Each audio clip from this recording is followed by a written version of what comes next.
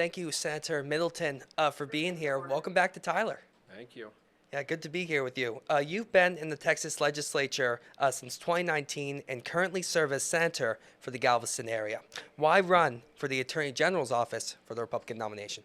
So it's great being back here in Tyler and Smith County. My wife is from here, grew up here, born and raised here, and then all my in-laws still live here right in Smith County. Feels like home, and one of the reasons it feels like home is because of the values. Faith, family, and freedom is strong here. Conservative values, Christian conservative values. But look, for me, this is a calling. This is not a job. And from day one in office, I've always been ranked as top one or two most conservative members in the House. I was chairman of the Texas House Freedom Caucus. Now I'm in the Senate, top one or two most conservative members there. President Trump said my conservative record was second to none and that I was a MAGA champion. And like our president, I don't take anything from this job. I reject the salary, the pension, the health care. I don't take the state license plate. I don't take the lobbyist NFL tickets or the lobbyist ski trips. I'm only here to serve and fight for the conservative values that we believe in. And look, a lot of politicians will tell you what they're going to do, right? There's a lot of talking and not a lot of showing of results. But I can show you the conservative results. I fought the woke left's gender ideology and won. Stopped perverts from going into men going into little girls' restrooms and showers. I defeated the atheists and got the 10 Commandments and prayer back into our public schools. Also took on our foreign adversaries, stopped China from buying our land out from underneath us, and am now fighting our newest and most growing threat, which we know is Sharia law and Islamification. And this is about proven conservative results in this race.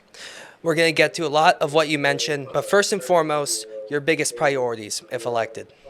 So number one, we've got to back up President Trump and his border security agenda. What you're seeing in Minnesota right now, where they're blocking ICE, where they're getting in the way of deportation and his border security plan, is unacceptable. And I've got zero tolerance for that. So anyone that tries to get in the way of President Trump's border security agenda in Texas, we have a very powerful tool. It is called the ban on sanctuary cities. So what will I do? Those local elected officials, like you're seeing in Minnesota, I'll sue for civil penalties, criminal penalties, and removal from office. I like that third tool the best. That's the strongest. Deterrence works, right? So you get in the way of President Trump's border security agenda and ICE, you are removed from office. And this How do you is go about doing law that? and order. So the AG has express authority to do that. The ban on sanctuary cities was a Freedom Caucus priority, and the AG can bring action, and I will bring action to remove those elected officials that are in the way. Matt Schaefer actually authored that amendment. Matt Schaefer, of course, endorsed me in this race for Attorney General. But look, our laws, our Constitution, these are not suggestions. And anyone that treats it as a suggestion or some kind of like cafeteria style where you pick what you don't want, leave what you do, this is not how it's supposed to work. And if you do that, you're violating your oath of office and you should be removed from office. When you look at ICE operations that are taking place across the country, say you're AG, would you allow ICE to continue to be in Texas without restriction? Absolutely. Absolutely. We need to back up President Trump. We need to back up ICE. I proudly stand with ICE in this. And look, I've helped author some of our strongest border security laws that we've got in Texas. SB 4 is before the Fifth Circuit right now, and that's the state's deportation law that actually allows the state to charge illegal immigrants with criminal trespass and return them to country of origin. And let me be very clear about that. We have to deport all illegal immigrants, not some, all. All. All. Let me ask this. You've talked on the campaign about a bill you authored prohibiting men from competing in women's sports. You alluded to that earlier in this discussion. Why do you feel it was important for that bill to become law? This is common sense. This is about the safety of our wives, our daughters, our mothers. And look, I'm the only one in this AG's race that's been protested at the Texas Capitol during this campaign. They had these big, ugly green signs with my face on it, and they called me the bathroom bigot. Why? Because I don't want men in my little girl's restroom or locker room or shower. This is about common sense, because what this really is, it's perverted men that are fighting to get into women's private spaces. And I'll give you a little picture of who opposed that bill. It was men in women's dresses, right? We're looking at really what is truly mental illness here, because I'm fighting for the safety of all the daughters of our great state, and not just that, opportunity, which of course is why Riley Gaines has endorsed me in this race for Attorney General. I authored and passed the Save Women's Sports Act, which of course kicks men out of women's college sports. Back in 2024, NCAA President Charlie Baker said he knew of fewer than 10 transgender athletes in schools across the country. Over 500,000, I believe he said there were at the time, athletes. What is your response to voters who say this is not an issue? Well, there are a whole lot more men pretending to be women. And look, this is Are they about competing protecting, in sports? They're trying to, and this is about Do you know how protecting many? fairness and opportunity. Look, this is what it's really about. How much unfairness is okay, right? We saw Riley Gaines. We saw what Will Thomas did. Leah Thomas, it's what he went by. He was in her locker room naked, trying to date her teammates, and then what did he do? He stole victory from her. How much theft of opportunity of actual women is okay? These are men pretending to be women, and not one example is acceptable, not one. But would you happen to know how many examples there are of this? One is too many. One is too many in your view? What would be your message, though, to people in the transgender community who may fear this law will increase hateful rhetoric against them? This law is about fairness. Everybody has the opportunity to play sports, but you must play according to your biological God-given sex, which is why I also helped pass and authored the What is a Woman Act, defining male and female as biological sex, because your birth sex is your God-given sex, period. It's that simple. This is not difficult. If elected, you would be succeeding Attorney General Ken Paxton. Is there anything about the office under his tenure you would like to see changed? So one of my big priorities is election integrity as well. And as we saw, the Court of Criminal Appeals took away the AG's power to prosecute election-related crimes, which is why I asked Governor Abbott to add it to the special session call. He did. We passed that bill in the Senate, passed it in the House. But now we need to take step two, which is create a standalone task force that has broad law enforcement powers with the ability to investigate and prosecute those that are breaking our election laws. Because we know this as well. Do we really think that George Soros DAs are going to prosecute voter fraud? Of course not. That's why the power of the AG to prosecute that is so important. And look, law and order, tough on crime, that's America first. Because my goal is also to make sure that Texas is the safest state in America to live and raise a family. I want to ask you about one topic that's been a big topic of discussion recently, artificial intelligence. If elected Attorney General, how do you view the role of artificial intelligence? Do you see yourself filing potentially any lawsuits relating to artificial intelligence if elected? Well, so one of the most important things we do in government is protect children and protect them from harm. That is something that I've been doing since day one. In fact, this past session, I changed the law to make it easier to prosecute those as predators that are showing pornography and obscene materials to kids. That was a 10-year priority of the Republican Party of Texas. It was tough to get done, but we had to do it because these predators are doing this to our kids. Not only that, the age verification of pornography bill was a big priority of mine. Also, the ban on child transgender surgeries. That took a number of sessions to pass that, and what that does, of course, is it stops this evil practice of child abuse where children are being subjected to these permanent, irreversible surgeries, and frankly, at the end of the day, it is a criminal penalty that should be levied here. Now, your campaign website mentions that if elected, you would sue corporations for deceptive trade practices. Are there any deceptive trade practices you know of right now that are currently impacting Texans? And if so, what can the AG's office do to alleviate them? Right, so the DTPA is a very powerful tool. What is that? The AG's office, Deceptive Trade Practices Act. It's one of the most powerful tools that the AG actually has, and it allows that office and me to protect consumers, those who cannot defend themselves from harm. And I'll bring this up as well. Think about vaccines, right? The COVID vaccine, of course, was sold as this will cure you, this will prevent transmission, and they kept backing it down from there to, well, maybe you just won't have the virus as badly when you contract it, until eventually we realized that the vaccine was causing harm. And that is why I wrote, authored, and passed the strongest ban on COVID vaccine mandates in the country. It's over 5 times stronger than Florida. So this is a great example of that. Also, food stamps. We've seen where things like soda and candy are leading to healthcare problems, right? Because taxpayer-funded junk food turns into taxpayer-funded healthcare. And the AG's office needs to be there and is there to protect consumers in Texas from harm. Do you mentioned vaccines there, do you view them, how do you view vaccines? A good, bad thing? It's kind of in the middle? It should be your choice. It should be your I've choice. always been a champion for medical freedom, and your decision should be up to you on what you put in your body and which vaccines you take.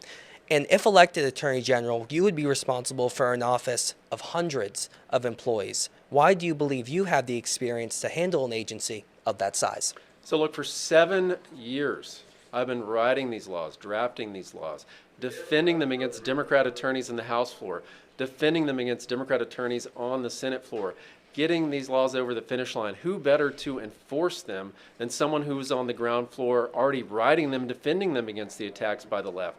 But not only that, you point out a good point here. It is 4,000 employees. It is up to 750 lawyers. This is a leadership role is what it really is. And you need to have someone that has the experience, which I have, starting companies, running companies, signing the front of a paycheck, and knowing where the buck stops. Because as AG, you set the conservative agenda for this entire state. And because I have that experience, not just in that, but in the fight for conservative values, that's why I've been endorsed by the leading conservative groups you've got to have to win a statewide primary, like Texas Values, Texas Homeschool Coalition, Texas Eagle Forum, Moms for America, True Texas Project, 51 Trump-endorsed legislators, a majority of our state Republican executive committee members, of course, Riley Gaines, David Barton. The list goes on. It's because I've been in the trenches fighting for our conservative values and delivering victories for Texas. Talk to me about those companies you've been a part of. I believe, if I'm not mistaken, you play a role in the energy industry here in Texas. Talk to me a bit about that, what you feel that could bring to the AG's office. I'm in the oil and gas business, which is, of course, Texas's energy dominance. I was out in Middleton and Odessa just the other day. And look, this is the lifeblood to our economy right here in East Texas right now. We know the East Texas oil field is the reason why probably Tyler is here and so many cities are here right now. Provides opportunity, it provides jobs. But this also funds our education system through mineral tax appraisals going to the ISD, severance taxes, those go into the rainy day fund, of course, the permanent university fund, the permanent school fund, the list goes on. But not only that, it keeps the lights on. As we saw during the freeze here in the past week, it was natural gas and coal that was getting us through the coldest of nights because the green new scam wind was not working. It was not showing up when we needed it, which unfortunately was as expected. It doesn't show up when we need it. It did not in 2021, and it didn't during the freeze this year. If elected, you would be working alongside the Trump administration, the current White House. If the White House issues an opinion or order that you disagree with, how will you respond? Well, President Trump is a 100% America first, and I'm 100% behind his Make America Great Again agenda. And look, he loves this country, and he is fighting for her more than any other president has. He is the greatest president we've ever had in America. I'll just be blunt about that. That is bar none. And I will use every resource and every tool in the AG's office to back him up, especially with what he's trying to do right now to rein in crime, right, to stop these violent protesters, to make sure that cartels are deported, right, to stop the drugs that have flown into this country and flowed over the border when Joe Biden was president, and to restore law and order. These are how our God-granted freedoms are protected, and he is a champion for our great nation and, of course, for our state as well. And Texas is his greatest ally in this fight. But again, if you do disagree with him, how would you go about that? I haven't seen anything that I would disagree with, frankly. That you don't foresee anything happening in the future you would disagree with? President Trump is a conservative fighter that we need, and I am so grateful that he won in the 2024 election, and they did not steal it from him again like they did in 2020. And yes, that election was stolen in 2020. What's your evidence to suggest it was stolen? Voter fraud. How much voter fraud did Oh, you see? How much is okay? How much murder is okay? But there was no proof that there was widespread voter Oh, there was fraud. plenty of proof. Like what? And in many states. Can you name For one? example, Pennsylvania, actually, as Freedom Caucus chairman, we sent a number of lawyers to Pennsylvania to contest all of these universal mail-in ballots. No excuse. It actually violated their own constitution to do that. We saw those ballot drop-off locations where people were checking disabled when they were not. They were saying COVID, being afraid of COVID was a disability. Being alive is not a disability. The list goes on and on and on. And they tried to do this in Texas. Fortunately, we stopped them, but that is why this election integrity division is so important in the AG's office. I do want to go off of what you just said. You know, Texas did sue Pennsylvania, it's my understanding, and that was brought to the Supreme Court. That was dismissed by the Supreme Court. You know, so really, why say there was evidence of fraud? Because there was. There was rampant voter fraud. There was rampant fraud in mail-in ballots. That's why we changed the law in 2021 and passed the strongest election integrity law in America. And that was the one that the Democrats walked out. And you know why they walked out? You know what it did? Voter ID for absentee ballots. They walked out over that. All that does is Social Security number and driver's license to apply to vote absentee and also on the carrier envelope. And they said that was voter suppression, that it's voter suppression to require that you be a legally qualified citizen to vote. It is that simple. And they said it was racist to do that. Then That shows you what we're up against here. Then why do you feel there weren't any lawsuits that overturned the results in any states? There weren't any successful lawsuits, to my understanding, that did that. The timelines to challenge an election are very short. And that is exactly why we need this task force in Texas, because you only have a number of days to challenge an election. And when they're defrauding you, they're not exactly saying, hey, here's 1,000 ballots we're dropping off here. They're not going to go tell you they're committing fraud. You have to find that out the hard way, which is why we need more tools and more enforcement with voter fraud and election fraud. And not just that, voter suppression as well, like we saw in Harris County. Actually, in Harris County, they shorted ballot paper to Republican precincts. Did you know that they did that? They denied people the ability to vote and shorted ballot paper in order to reduce the Republican vote in the 2022 election in Harris County. That's what we're up against. I do want to ask you this. Texas versus Pennsylvania, we mentioned that earlier. Do you feel the problem was a lack of time? Yeah, we needed more time to challenge the election. We did.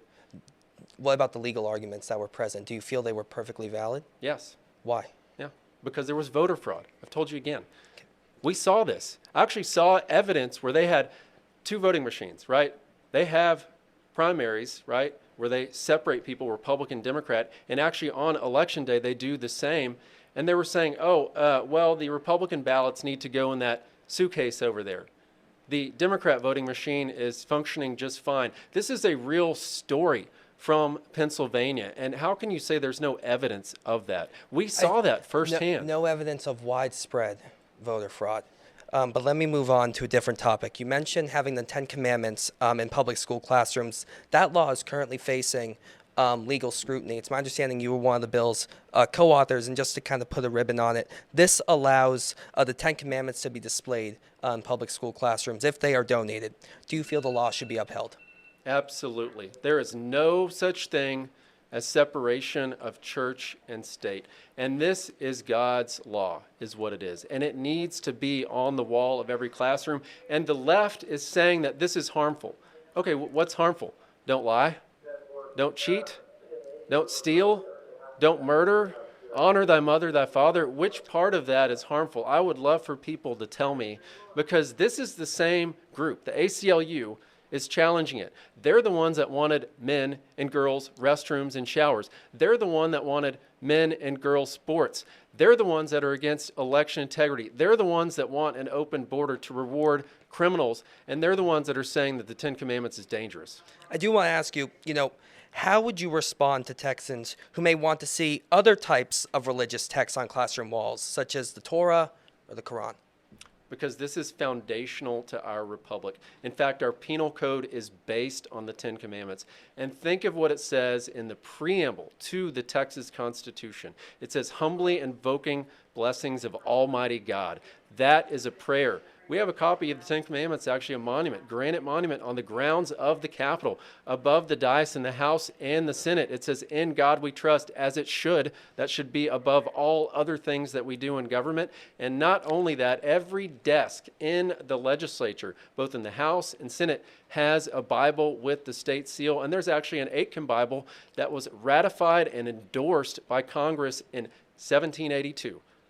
They voted to endorse it. I do want to ask you, some may mention, the First Amendment, no establishment of religion. What would be your response to those who say that would, override what may be said in the Texas Constitution? Because what those people want is separating God from government. And that's a false doctrine. Reducing crime. How would you go about doing so if elected to the Attorney General's office? So one of the things that we have to focus on is these DAs in the blue counties, right?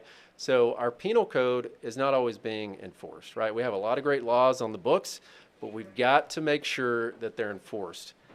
And if there's a district attorney that is choosing to not prosecute, either setting a policy right in writing or verbally or by practice of not prosecuting an entire class of crimes, then it's very simple. They have violated their oath of office, because you're supposed to put your hand on the Bible to protect and defend all of our laws, all of the Constitution. And if they are violating that oath, they must be removed from office. It is that simple. The March 3rd primary is just a little over a month away. Is there anything we didn't ask you would like to add? Well, I appreciate you having me on today. I'm never retreating from Washington, D.C., because I'm never going to Washington, D.C. I'm a 7th generation Texan, and Macy and I are blessed to have 4 little ones at home, and they're my daily reminder of what we're fighting for here. And the reason why this fight is so important is we don't have another Texas to move to. This is it, right here. Republican candidate for Texas Attorney General, State Senator Mays Middleton. Senator Middleton, we appreciate you coming here to Tyler today. Thank you for having me on today.